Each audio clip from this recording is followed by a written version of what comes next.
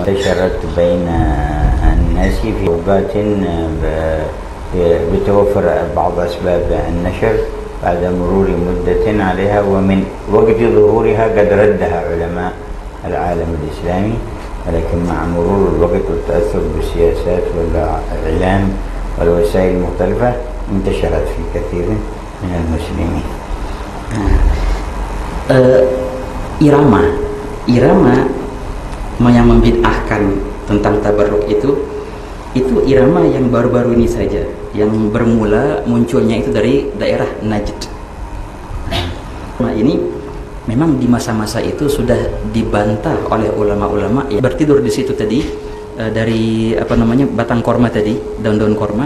Kemudian beliau memerasnya sehingga bertetesanlah bekas keringat Nabi SAW, dan beliau letakkan di suatu wadah. Fastayqadha sallallahu alaihi wasallam qala ma tasna'ina ya Ummu Sulaim. Nah, ketika itu baginda Nabi SAW bangun dari tidur dan berkata, apa yang kau buat wahai Ummu Sulaim? Qalat ya Rasulullah narju barakatahu li sibyanina. Beliau berkata, ya Rasulullah, kami berharap mengambil keberkahan dari keringatmu ini untuk anak-anak kami. Maka Nabi berkata, engkau benar. تعني أن تبسط له النطعا يعني مش من الجلد يقيل عليها. Nah, waktu itu Nabi SAW dibentangkan untuk baginda suatu kasur daripada kulit hewan. قال فكانت تجمع عرقه فتجعله في الطيب والقوارير. Nah, kemudian setelah baginda bangun, diambillah daripada keringat-keringat itu dijadikan di suatu wadah. فقال النبي صلى الله عليه وسلم يا أم سليم ما هذا. Kemudian baginda berkata, apa yang kau buat wahai Ummu Sulaim? قالت عرقك أدوف به طيب يعني أخلط به طيب أخلط بالطيب ليزداد حسن رائحة الطيب. Nah, Ummu Sulaim berkata, ya Rasulullah, ini keringatmu ini dengannya aku mencampur minyak-minyak wangiku, maka menjadi lebih wangi dia. والحديث أيضا في مسند الإمام أحمد زاد في الرواية فدعا لها بدعاء حسن. Nah, juga hadis yang sama diriwayatkan oleh Imam Ahmad bin Hanbal, dan di situ ada tambahan. Kemudian Nabi mendoakan kepada Ummu Sulaim dengan doa-doa yang baik. فنفحة نزداد بها إيمانا ويقينا ونصفى بها من الشوائب. Semoga Allah Ta'ala memberikan kita percikan dari baginda Nabi SAW, yang dengannya, dengan percikan keringatan itu kita bisa menambah iman kita dan kekuatan yakin kita. Amin. ونتطيب بها بأحسن الطيب. Dan kita dengannya insya Allah menjadikan minyak wangi dengan sebaik-baik minyak wangi. Silahkan yang kedua. Bismillahirrahmanirrahim.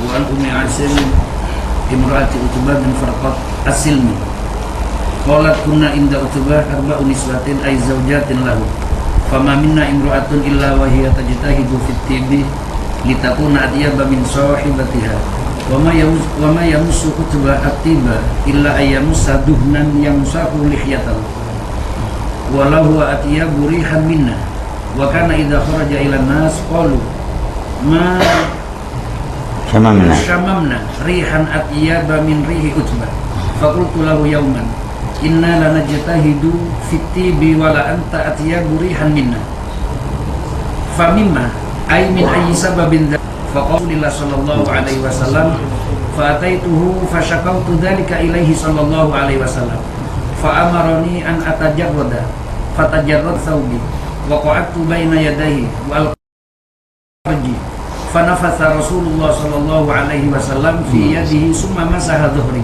wa batni bi yadihi fa abaqa bi yawma idzin wa akhraja Abu Ya'la wa Tabrani min hadis Abi Hurairah fi qissatil ladzi ista'ana bin Nabi ala tajhiz ibnatihi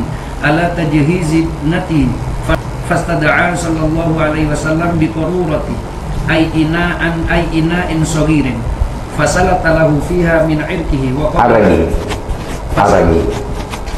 nah fasalata lahu fiha aragi min 'araqihi wa qala lahu murha faltatayyib bihi فلتتطيب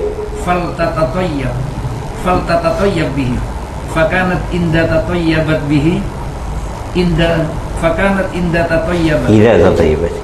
fakanat idza tatayyabat bihi syamma ahlul Madinah raihata dzalika tib Nabi SAW.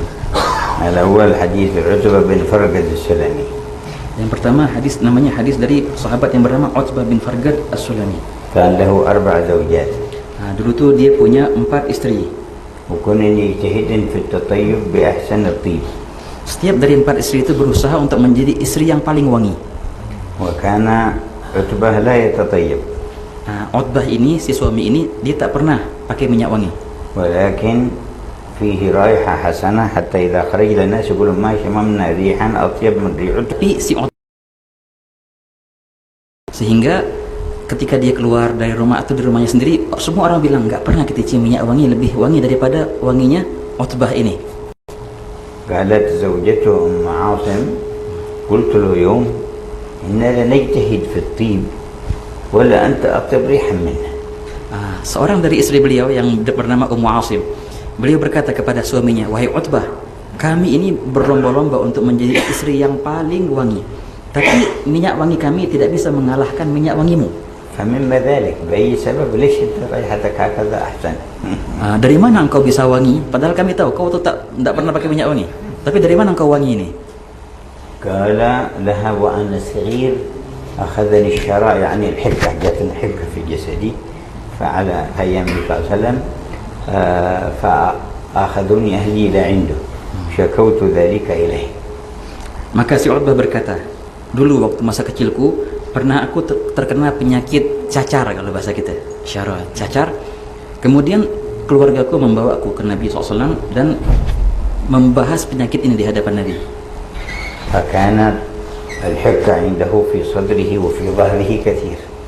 Dulu cacarnya itu gatal-gatal, jadi di dadanya dan di pundaknya itu banyak sekali.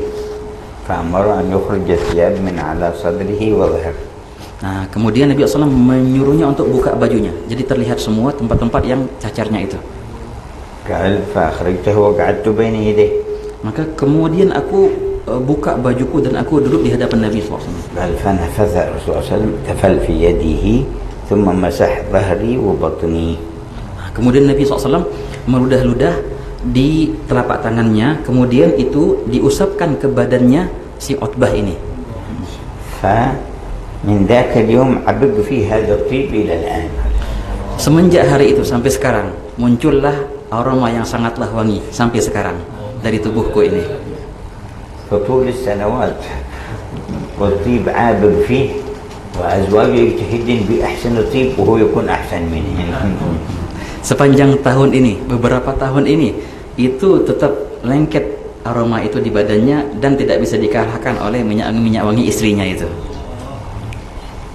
والحديث الثاني فيما روى أبو يعلى والطبراني أن رجل جاء إلى النبي صلى الله عليه وسلم ويريد أن يجهز ابنته للزواج. Hadis yang kedua yang diriwayatkan oleh Imam Abu Ya'la dan Tabrani, bahwasanya ada seorang sahabat yang datang ke Nabi SAW mengeluh nggak punya harta untuk menikahkan anaknya. Jadi anaknya perempuan dilamar, dia mau nikahkan tapi nggak punya harta. فأراد النبي صلى الله عليه وسلم أن يساعده في زواج ابنته بشيء فلم يكن عنده شيء فقال ائتوا بقارورة. جاءوا بقارورة فسلت فيها من عرقه وأعطاه إياه قال مرها فلتتطيب به. Maka Nabi SAW ingin membantu seorang sahabat yang minta bantuan untuk pernikahan anaknya itu. Maka apa? Nabi SAW mengambil suatu wadah dari kaca, bekasan daripada keringatnya Nabi SAW, dan dimasukkan ke dalam wadah kaca itu, kemudian diberikan kepada orang itu. فكانت في اليوم الذي تفتح فيه هذا العقد الطيب كل جيرانها ومن حواليها في المدينة يشمون رائحة طيبة. Dari wadah itu yang diberikan ke pengantin perempuan itu, bila mana wadah itu dibuka, yang isinya adalah apa? Keringat Nabi SAW. Itu langsung, bukan cuma rumah itu sahaja, semua tetangga mencium aroma wangi daripada rumah itu. حتى سماهم أهل المدينة بيت المطيبين. Sehingga aromanya itu bukan cuma tetangganya, satu kota Madinah mencium aroma rumah itu, sampai-sampai rumah itu dijuluki dengan rumahnya orang yang wangi. وكيف إذا أكرمنا بنظرة من صلى الله عليه وسلم تتطيب بهذا باطننا. Bagaimana keadaan bila mana kita mendapatkan aroma wangi itu dari Nabi Muhammad SAW, sehingga batin kita menjadi wangi pula. وقد وضع يده على صدر بعض الكفار فتحول إلى مؤمن قوي الإيمان شديد المحبة في لحظة واحدة. Karena baginda Nabi SAW pernah meletakkan telapak tangan yang mulia di dada seorang kafir. Seketika itu pula dia menjadi seorang mukmin yang kuat imannya, menjadi mulia. Shadidul mahabbah. Dan juga mempunyai ikatan mahabbah, cinta yang kuat pada baginda Nabi SAW. وحوله من نجاسة وكذارة الكفر إلى طهارة الإيمان وصفاء المحبة. Baginda merubahnya daripada kejijikan, kekotorannya, kekafiran, sehingga menjadi kesucian, keimanan dan mahabbah dan cinta. Allahumma akrimna bih. Semoga Allah Ta'ala memberikan kita kemuliaan itu.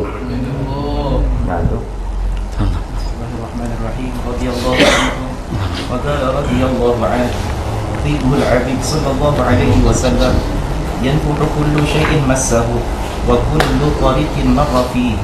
Rawah Tabari wal Baihaqi an Wa'il radhiyallahu anhu qala laqad kuntu usafihu Rasulullah sallallahu alaihi wasallam aw yamassu jirdi jirdah فتعرفه بعد في يدي وإنه لأطيب رائحة من المسك. وعن عائشة رضي الله عنها قالت كانت كف رسول الله صلى الله عليه وسلم أليان من الحرير وكأن كفه كف عطار مسها بطيب أو لم يمسها يصافح المصافح فيظل يومه يجد ريحها ويضع يده على رأس الصغير فيعرف من بين الصبيان بريحها. روى أبو نعيم والبيهقي. وعن أنس رضي الله عنه قال كان رسول الله صلى الله عليه وسلم إذا مر في طريق من طرق المدينة وجدوا منه رائحة الطيب وقالوا مر رسول الله صلى الله عليه وسلم من هذا الطريق. روى أبو يعلى والبزار بإسناد صحيح. وعن جابر عن عبد الله رضي الله عنه قال كان في رسول الله صلى الله عليه وسلم لم يكن يمر في طريق فيتبعه أحد إلا عرف أنه صلى الله عليه وسلم سلكه من طيب عرقه وعرفه ولم يكن يمر بحجر إلا سجد له. رواه الدارمي والبيهقي. بحجر ولم يكن يمر بحجر إلا سجد له صلى الله عليه وسلم.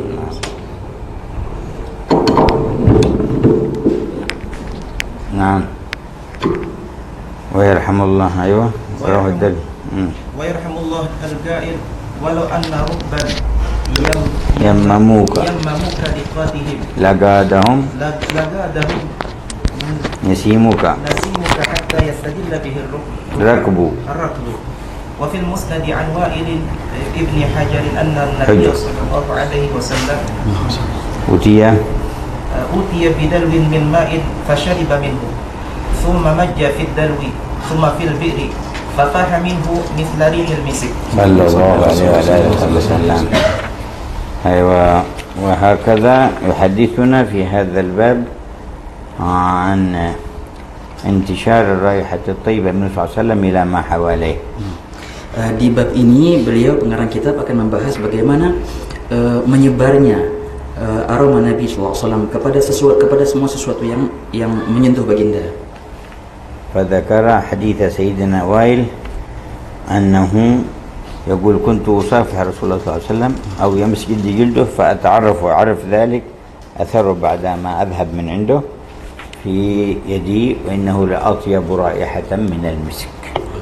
Hadis pertama daripada sahabat yang bernama Wa'il, beliau berkata, pernah aku bermusafahah, bersalaman dengan baginda Nabi SAW ataupun bersentuhan kulitku dengan kulitnya, maka aku mengetahui tangan mana yang tadi bersalaman atau yang mana tadi bersentuhan, karena itu membawakan aroma yang sangatlah wangi, lebih wangi daripada kasturi. وذكر عن السيدة عائشة أنها تقول كان كف رسول الله صلى الله عليه وسلم ألين من الحرير. Juga hadis yang kedua daripada Siti Aisyah berkata, dahulu telapak tangan Nabi itu lebih halus daripada sutra. وفي هذا يقول سيدنا أنس بن مالك Bila mana baginda lewat di suatu jalan atau suatu gang di gang-gangnya Madinah, mereka mengetahui ini barusan Nabi lewat di sini. Kenapa? Karena ada aroma yang wangi di situ. فكل من مشى في هذا الطريق في نفس اليوم يشم رائحة يقولون مر الرسول صلى الله عليه وسلم هذا الطريق مر فيه رسول الله. Tiap orang yang lewat di jalan yang sama atau di gang yang sama pasti mengetahui, oh pasti Nabi tadi barusan lewat di sini. Kenapa? Karena ada aroma yang wangi di situ. ولهذا إذا مشى من قبل مدة وأراد أحد أن يتبعه يستطيع يشم يجي إلى الشارع عند الافتراق الطرق يشم هنا فيعرف أنه مشى هنا ما مشى هنا حتى يصير المكان الذي انتهى إليه. Jadi kalau Nabi SAW menyuruh seorang untuk mengikutinya, tapi orang itu telat, mudah caranya, suruh mengikuti tempat yang wangi. Ketika ada perempatan atau pertigaan jalan, tinggal nyium aja, yang mana yang wangi, langsung masuk ke situ dia. وهذا الذي يقوله سيدنا جابر بن عبد الله رضي الله عنه. Nah inilah yang dikatakan oleh seorang sahabat Jabir bin Abdullah. كان في الرسول صلى الله عليه وسلم خصال لم يكن يمر في طريق فيتبعه أحد إلا عرف أنه سلكه من طيب عرقه وعرفه أي رائحته. Inilah tadi yang dikatakan Sayyidina Jabir, bila mana Nabi SAW lewat, maka dengan mudah orang itu akan membuntuti, mengikuti Nabi SAW dari aroma jalan-jalan yang dilalui oleh Nabi Muhammad SAW. قال ولم يكن يمر بحجر إلا سجد له. Dan ada juga hadis yang sama, tidaklah Nabi lewat ke suatu batu melainkan batu itu tunduk sujud kepada baginda Nabi. وذكر قول الشاعر ولو Kalau seandainya rombongan mau menuju kepadamu wahai yang mulia, maka dengan mudah mereka akan mendapatkanmu dari bekas-bekas jalan yang wangi, sehingga rombongan manapun akan mudah menemukanmu. وذكر في مسند الإمام أحمد بن حنبل رواية عن سيدنا وائل بن حجر. Nah, juga di sini di Musnad Imam Ahmad bin Hanbal menyebutkan riwayat daripada sahabat yang bernama Wa'il bin Hujr. وائل بن حجر هذا من حضرموت من أبناء ملوك حضرموت. Nah, sahabat Wa'il bin Hujr ini dari Hadramut dia, daripada anak-anaknya Raja Hadramut. قبل وصوله إلى المدينة ب3 أيام أخبرهم النبي أنه سيرد عليكم وائل بن حجر من أبناء ملوك حضرموت. Diceritakan bahwasanya sebelum Wa'il bin Hujr ini datang kepada baginda Nabi sudah mengabarkan 3 hari sebelum kedatangannya akan datang kepada kalian seorang yang bernama Wa'il bin Hujr daripada anak-anak raja-raja Hadramut. حتى تعجب سيدنا وائل لما وصل المدينة وجد كأن الناس يعرفونه وكأنه عندهم خبر عنه. Sehingga ketika dia tiba ke Madinah, dia heran karena hampir semua orang Madinah itu sudah kayak kenal sama dia, sudah dikabarin. ويروي أن النبي صلى الله عليه وسلم أوتي بدلو من ماء. Beliau meriwayatkan bahwasanya Nabi SAW pernah didatangkan suatu wadah ember yang ada isi air di situ. فشرب منه ثم مج يعني أخرج ماء من فمه إلى الدلو. Nah, kemudian Nabi SAW minum sebagian daripada air yang di ember itu, kemudian mengeluarkan beberapa bekas air ke dalam ember kembali. فحملوا الدلو فردوه في البير. Kemudian ember yang ada isi air tadi yang bekas ludahan Nabi SAW itu dikembalikan ke sumur. ففاح منه مثل ريح المسك فصارت البير طيبة. Akhirnya apa yang terjadi? Sumur itu akhirnya bau wangi seperti kasturi akhirnya. الله يرزقنا شم ريحه. Semoga Allah Ta'ala memberikan kita untuk bisa mencium aroma baginda Nabi Muhammad SAW ظاهرا وباطنا. secara zahir dan secara batin. ولم يزل في حجرته الشريفة وعند قبره تفوح الروائح الطيبة المسكينة. Sampai sekarang di magamnya Rasulullah itu, di hujrahnya itu, sampai sekarang tercium aroma yang sangatlah wangi dari situ. والله لا إله حتى أن التراب الذي يكنس من حوالي الحجرة تجد فيه رائحة تدوم فيه. Bukan hanya kuburan baginda saja, debu-debu yang sempat singgah di situ, yang disapu, kemudian itu ada bekas wanginya. Sallallahu ala atyab at-tayyibin. Semoga Allah senantiasa melimpahkan salawatnya kepada hamba yang paling wangi, wa alihi wa sahbihi ajma'in, keluarga dan sahabatnya pula wa tayyibana bihi zahiran wa batinan. Semoga Allah telah menjadikan kita semua wangi berkat baginda Nabi SAW secara zahir dan batin. faman tatayyaba bihi hudhiya bi liqa'ihi wa murafaqatihi. Barang siapa yang telah mewangikan dirinya dengan baginda, maka dia akan mendapatkan perjumpaan dengan baginda dan pertemuan. يكرمنا وإياكم وأهلينا وأولادنا بعظم الكرامة ويطيبنا تم التطيب بحبيب سيدنا خير حبيب يرعانا به حيثما كنا وإنما كنا ويكون لنا به في الحس والمعنى يرفعنا به المقام الأسنى والمشرب الأهنى وخلقنا بأخلاق أسمائه الحسنى يكون لنا حيثما كنا وإنما كنا يختم لنا بأكمل الحسنى وهو راض عنا بسر الفاتحة إلى حضرة النبي محمد صلى الله عليه وسلم.